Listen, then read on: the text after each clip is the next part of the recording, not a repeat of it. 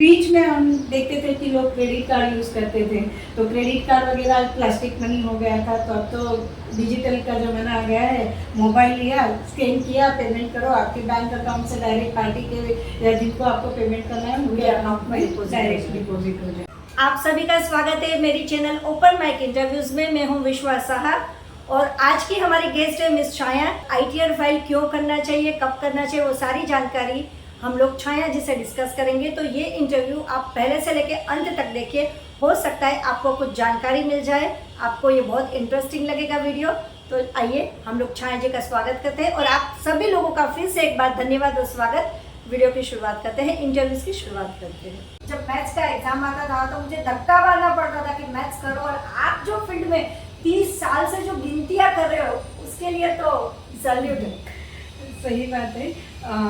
कभी कभी सब लोग ये नंबर्स से है ना दूर रहना चाहते हैं। हाँ जी, हाँ जी। मैंने बहुत सारे लोग को देखा है, खुद डॉक्टर, एक डॉक्टर थी। मैं जब मैं 95 में काम कर रही थी तभी एक डॉक्टर हमारे यहाँ पे विजिट करते थे ऑफिस में, सर के थे।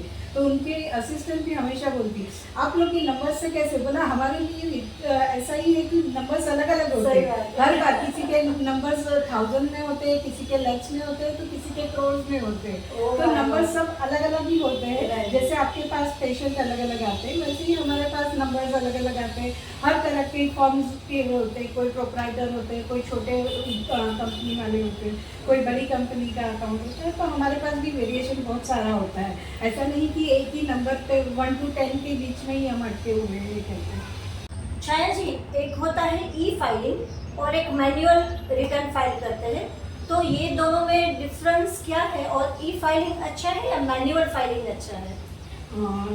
आज का जमाना तो डिजिटल चल रहा है। डिजिटल लोग सारे के सारे आप देखोगे तो मोबाइल पर वगैरह चल रहा है। मतलब कि ई फाइलिंग जो है आपको ज़्यादा एक्यूरेसी देती है। मैनुअल फाइलिंग के लिए पहले के टाइम पे जब मैनुअल फाइलिंग होती थी तो जब उसकी ड्यू डेट होती थी उस टाइम आप देखोगे तो सीए के वहाँ से सारे लोग बेचारे, सारे आर्टिकल वाले लाइन में खड़े रहते थे। रात के 12-12 बजे तक डिपार्टमेंट वाले काम किया करते थे। तो ऐसा नहीं है कि मैनुअल फाइलिंग अभी भी नहीं होती है, मैनुअल फाइलिंग होती है। लेकिन मैं या तो ज़्यादा से ज़्यादा लोग यही प्रीफर करते हैं कि आप ई फाइलिंग करें। ई फाइलिंग ऐसा है कि आप कहीं पे से भी कर सकते हो, आपके घर बैठ के भी कर सकते हो, आपकी कोई ऑफिस है तो वहाँ से भी आप कर सकते हो, और कोई भी टाइम पे भी कर सकते हो। रात के 12 बजे भी करो, ड्यू डेट के पहले 12 के पहले आधी रात को भी करो, तो फिर भी कुछ डिपार्टमेंट चालू है या बंद है उसका भी कुछ प्रॉब्लम नहीं होगी। और दूसरी बात है कि आजकल सब वैलिडेशन, वेरिफिकेशन सब कुछ ऑनलाइन हो रहा है। तो उसके लिए भी अगर आप ई फाइलिंग करते हो तो ई फाइलिंग से क्या होता है, उस पर ऑटोमेटिक आपका ई वैलिडेशन भी हो जाता है और ई वेरिफिकेशन भी इजीली हो जाता है। और ये बिल्कुल सिक्योर है क्या? हाँ हाँ, बिल्कुल बिल्कुल सिक्योर है। उसमें आपको कई सारे वेरिफिकेशन के लिए कई सारे ऑप्शंस है। ओटीपी के लिए आपके आधार बेस पे ओटीपी है। आजकल तो पैन और आधार सबके लिंक है। आधार कार्ड में भी सारे लोगों के मोबाइल नंबर है जो अपडेटेड है, तो उनको ओटीपी उस पर आ जाता है। इवन आप बैंकिंग भी आप देखोगे, बैंक भी बहुत सारी सेवाएं आपको प्रोवाइड करती है, जिसमें कि ई फाइलिंग का भी एक बैंक सर्विसेज आपको दे रही है, जिसमें आप bank through, demat account through कोई भी तरीके से आप ई फाइलिंग कर सकते हो, जिससे आपको बहुत हेल्प हो जाती है। आईटीआर फाइल करते हैं, रिटर्न फाइल करते हैं, वो कौन कौन कर सकता है? और यदि आईटीआर फाइल करते हैं और इनकम टैक्स विभाग को हमारी असेट पता चलती है, हमारी जो इनकम पता चलती है, तो उसके बाद हमें बेनिफिट्स क्या मिलते हैं? बहुत ही अच्छा क्वेश्चन पूछा। सारे लोग गवर्नमेंट डिपार्टमेंट से, जैसे हम कहते हैं ना पुलिस वाले से ना दोस्ती अच्छी ना दुश्मनी, उसी तरह से गवर्नमेंट डिपार्टमेंट के साथ भी काम करने के लिए बहुत लोग जाते हैं। हाँ। कि मतलब जितना लंबा रहे वही अपने लिए अच्छा है कहते हैं। तो मैं ये कहूँगी कि ऐसा नहीं है। आजकल इनकम टैक्स डिपार्टमेंट मतलब गवर्नमेंट ने बहुत सारी सुविधाएं कर दी है हमारे लिए। और दूसरी बात जो आपने कही कि कौन ये रिटर्न फाइल कर सकता है, तो उसके लिए कोई एज बार नहीं है। जस्ट बॉर्न बेबी अगर उसके हाथ में भी टैक्सेबल इनकम आ रही है, आप आजकल देखते हो छोटे बच्चे भी एडवर्टाइज वगैरह में आते हैं। हाँ, मैं वही पूछने हाँ, वाली तो थी। एडवर्टाइज वगैरह करते हैं तो उनकी इनकम हो जाती है। कई बार ऐसा होता है कि इनकम उनकी टैक्सेबल अमाउंट से ज़्यादा हो जाती है। ओह, हाँ, तो आप उस टाइम पे भी देखेंगे तो उनका खुद का रिटर्न भी फाइल किया जाता है, लेकिन वो रिप्रेजेंटेटिव यानी उनके पेरेंट्स फाइल करते हैं। हाँ, या यदि वो guardian। 18 अंडर 18 है तो हाँ, उनके माइनर parents- है, हाँ। इसलिए माइनर है तो उसके लिए उनकी जो रिटर्न्स है उसको रिप्रेजेंट करते हैं, मतलब उनके पेरेंट्स रहेंगे, मम्मी या डैडी रहेंगे तो वो करते हैं।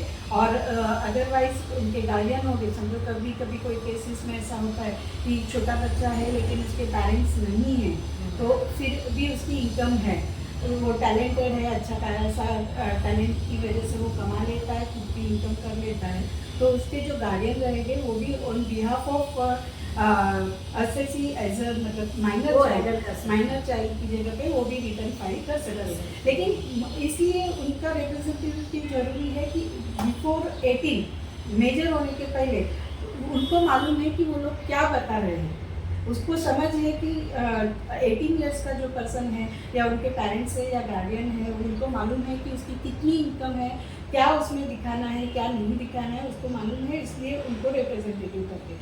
अदरवाइज 18 साल के ऊपर जिनके पास पैन है, आधार है और यहाँ के रेसिडेंट हो या ना हो, लेकिन यहाँ पे रह के उनकी 2.5 लाख से ज़्यादा इनकम है, तो मेरे हिसाब से उन्होंने रिटर्न फाइल करना चाहिए। 2.5 लाख इनकम नहीं भी होती, आजकल गवर्नमेंट ने अपनी जो महंगाई बढ़ गई है उस हिसाब से बहुत सारी छूट दी है कि आप ये सेविंग करो वो सेविंग करो, तो आपको 5 लाख तक कुछ टैक्स नहीं है। तो अगर इस तरह से हम लोग देखेंगे तो करीब अपने को 6.5-7 लाख तक कुछ भी टैक्स नहीं आता है।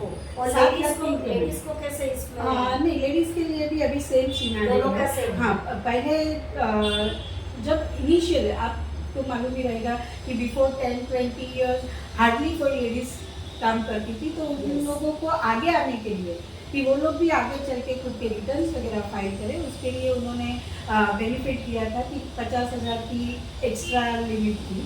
लेकिन अब तो आपको मालूम है लेडीज़ हर क्षेत्र में पुरुषों के साथ, जेंट्स लोगों के साथ कंधे से कंधे मिला के काम कर रही है। जितनी आमदनी पुरुष लेता है उतनी ही आमदनी लेडीज़ भी लेने लगी है, तो वो लोग भी सेम आज वर्किंग लेडीज बहुत ज्यादा है। बहुत इवन आप वर्किंग लेडीज मतलब बाहर नहीं देखोगे तो फिर भी घर में भी ऐसी कितनी सारी लेडीज है जो घर बैठ के छोटा मोटा गृह उद्योग कर लेती है, टिफिन सर्विसेज कर लेती है, ट्यूशन्स वगैरह कर लेती है, या घर पे बैठ के छोटा मोटा बिजनेस जैसे घर पे व्हाट्सएप पे ऑनलाइन हाँ व्हाट्सएप पे ड्रेसेस वगैरह या साड़ीज वगैरह ऐसा सेल करके ऑर्नामेंट्स वगैरह सेल करते हैं, खुद ऑर्नामेंट्स वगैरह बनाती हैं, केक्स वगैरह बनाती है। तो मतलब बहुत वेराइटी ऑफ बिजनेस आज की लेडी घर पे बैठ के भी कर रही है, और वो शायद मुझे लगता है घर पे बैठ के 2.5 लाख से ज़्यादा अर्न कर रही है। तो अगर वो लोग ये इनकम टैक्स रिटर्न फाइल करते हैं, चाहे टैक्स आए या नहीं आए, मैं आपको एक मतलब वो पेएबल है कि नहीं है, हाँ, लेकिन पेएबल आईटीआर है या नहीं है, मैं वही आपको एक एग्जांपल देना चाहती थी। अभी 31 जुलाई को करीबन जो इंडिविजुअल के रिटर्न फाइलिंग की, जो ऑडिट में नहीं आते हैं वैसे बिजनेस होल्डर लोगों की रिटर्न फाइलिंग की ड्यू डेट थी, उस दिन करीबन 7 करोड़ जितने अपने आईटी रिटर्न फाइल हुए टोटल। 7 करोड़ 7 करोड़ ऑलमोस्ट मुझे लगता है कि मेजोरिटी ऑफ द पीपल भी तो कर रहे हैं, क्योंकि अपने देश में 75% तो एग्रीकल्चरल में दिखाते हैं, और एग्रीकल्चरल वाले निकल जाते हैं तो बाकी 25% ही बचे, उसमें भी बहुत सारे बिलो पॉवर्टी लाइन रहते हैं, या तो जिनके पास जॉब नहीं है वैसे लोग हैं, या उसमें से भी कोई बच्चे हैं जो सिर्फ पढ़ाई करते हैं, स्कूल में पढ़ाई करते हैं, तो वो सारे भी अगर निकाल दें हम लोग तो हार्डली मुझे लगता है 10 to 15 हो गए, जिसमें से 7 करोड़ लोगों ने फाइल किया, मतलब बहुत बड़ी बात है। और उसमें से मैं आपको बता दूं कि करीबन 5 करोड़ ऐसे हो गए कि जिनको कोई भी टैक्स लायबिलिटी नहीं आ रही है, फिर भी वो लोग भर रहे हैं, क्योंकि रिटर्न फाइलिंग करने से आपको बहुत सारे आगे बेनिफिट्स मिलते हैं। वो बेनिफिट्स क्या है, मतलब एक दो गिने तो घर लेना है कोई, हाँ, बच्चों सही के- बात है। हाँ, तो लोन लेना है लोन उसमें। के लिए, आज लोन के लिए मैं बता दूं सबसे पहले कि हाउस वाइफ अगर अपनी इनकम भी बताती है तो हस्बैंड और हाउस वाइफ दोनों की इनकम मिला के उनके वो होम लोन लेने के लिए अच्छा पड़ता है। अगर लेडीज़ जब रिटर्न फाइल करती है तो उनको आप देखोगे तो कहीं ना कहीं 0.10 या 0.25% लोन में डिस्काउंट जैसा मिल जाता है कि उसको कम रेट ऑफ इंटरेस्ट पे मिल जाता है। इवन आजकल तो लेडीज़ बहुत सारी बिजनेस कर रही है, तो उनका माइक्रो MSME जिसमें बोलते हैं स्मॉल बिजनेसेस में उनका रजिस्ट्रेशन उन्होंने किया है, तो उनको बिजनेस के लिए लोन लेना है तो फिर ITR फाइलिंग किया है तो उनको बेनिफिट मिल सकते हैं। यहाँ तक बहुत सारी कंट्रीज में जब आपको विजिट करना है तो वो लोग भी वीज़ा देने के टाइम पे आपके ITRs मांगते हैं। वो अच्छा हाँ, तो वो भी आपके लिए एक बेनिफिट होता है। यहाँ तक आपके बच्चों को अगर फॉरेन में एजुकेशन लेना है तो वो दोनों पेरेंट्स की इनकम आप दिखाओगे जब, तो एक एविडेंस प्रूफ बन जाता है। जैसे हम पैन कार्ड, आधार कार्ड रखते हैं, रेशन कार्ड रखते हैं, वैसे ही इनकम टैक्स का जो फॉर्म है वो एक आपके लिए एविडेंस बन जाता है, प्रूफ बन जाता है, जिससे आपको लोन लेने वगैरह में आसानी होती है। एक प्रश्न के जवाब में इतना विस्तृत बात करेंगे, जानकारी मिलेगी पता नहीं था। मेरे एक प्रश्न के जवाब में 4 प्रश्न के जवाब आ गए। जो छोटे व्यापारी होते हैं जो छोटा छोटा बिजनेस करते हैं, जैसे लारी में है या एकदम सा केबिन डाल के है लारी में है, या तो कोई छोटी ग्रोसरी वाले हैं या कोई भी छोटा व्यापारी, तो आज पेमेंट मोड के ऑप्शन तो इतने आ चुके हैं। जैसे आपने बोला टेक्नोलॉजी आगे बढ़ी है तो बहुत सारे ऐप भी आए हैं, तो पेटीएम और गूगल पे करके जो लोग पेमेंट करते हैं, तो यहाँ पे मुझे ये प्रश्न होता है कि जैसे वो लोग अपना QR कोड बनवाते हैं, ठीक है, और हम लोग वो स्कैन करके पेमेंट करते हैं, तो एक QR कोड जो बनवाते हैं तो उसमें उनकी पूरी डिटेल आ जाती है, और हम लोग यदि पे करते हैं तो हमारी बैंक की सारी चीज़ें अंदर उनको शो होती है, ये क्या होता है? हाँ, अच्छी बात बताई। इसमें कुछ प्रॉब्लम नहीं है, सिर्फ आपका नाम मालूम पड़ता है। जब मैं मेरा QR कोड किसी को बताती हूँ तो उनको सिर्फ नाम मालूम पड़ेगा ये किसके नाम पे है, और उनको कितना पैसा आप जब देना है तभी दोगे, और आपको एक OTP आएगा, आप OTP से पेमेंट करो तो आपको मालूम पड़ेगा कि आपने ये नंबर पे मतलब दोनों में से या तो व्यापारी है या तो हम हैं। हाँ, दोनों में से किसी का बैंक का डिटेल शेयर नहीं, बैंक अकाउंट डिटेल भी कुछ भी शेयर नहीं होती है। बीच में हम देखते थे कि लोग क्रेडिट कार्ड यूज़ करते थे, तो क्रेडिट कार्ड वगैरह प्लास्टिक मनी हो गया था, तो अब तो डिजिटल का ज़माना आ गया है। मोबाइल लिया, स्कैन किया, पेमेंट करो, आपके बैंक अकाउंट से डायरेक्ट पार्टी के या जिनको आपको पेमेंट करना है उनके अकाउंट में डायरेक्ट डिपॉजिट हो जाए। काफ़ी टाइम से जो रिटर्न फाइल कर रहे हैं उनको अपने CA होते हैं, उनको अपनी कंपनी के CA होते हैं, उनको सब कुछ पता होता है। लेकिन आज की हमारी डिस्कशन के बाद यदि कोई महिला गृह उद्योग करती है या कोई भाई है जो छोटे छोटे काम करते हैं, उनको लगता है कि मुझे भी रिटर्न फाइल करना है, मुझे भी आगे जाके बेनिफिट्स चाहिए, और उनको थोड़ी भी अवेयरनेस आई है और वो इंस्पायर हो रहे हैं, तो आप छाया जी को 30 साल का 25 से 30 साल का अनुभव बहुत बड़ी बात होती है। आप छाया जी का कांटेक्ट कर सकते हो। मैं डिस्क्रिप्शन में छाया जी का जो भी कांटेक्ट नंबर है, जो भी इंफॉर्मेशन है, सब आपसे मैं शेयर कर दूँगी। बातें तो अंतहीन है, इतने सारे सवाल हैं, लेकिन आज का हमारा टॉपिक एक प्राइमरी टॉपिक था, तो आगे हम बहुत सारी बातें करने के लिए वापस मिलेंगे। Thank you.